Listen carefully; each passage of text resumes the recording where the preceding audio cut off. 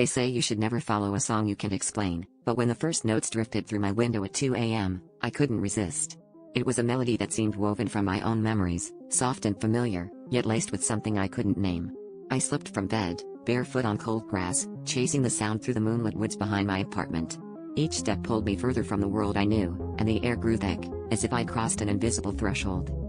The music grew louder, impossibly clear, until I stumbled into a clearing I'd never seen before.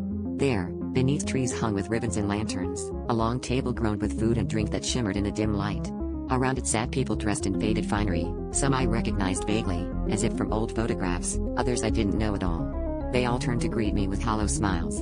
A man at the head of the table raised his glass. "We've been waiting for you," he said, and the others echoed his words, their voices strange and echoing. I should have turned back. But the melody wrapped around me, urging me forward, promising warmth and belonging. I took my seat, and the feast began.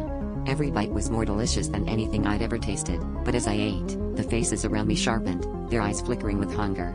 My movements slowed, my limbs heavy, as if the very air was thickening, binding me to my chair.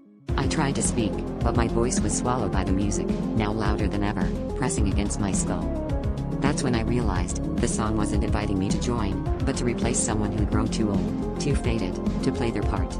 The guest of honor, they called it, but I was the sacrifice that kept their eternal feast going.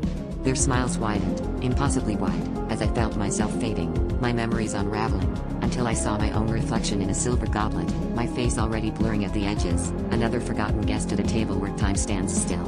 If you ever hear a melody only you can hear, don't follow it. They're always searching for someone new.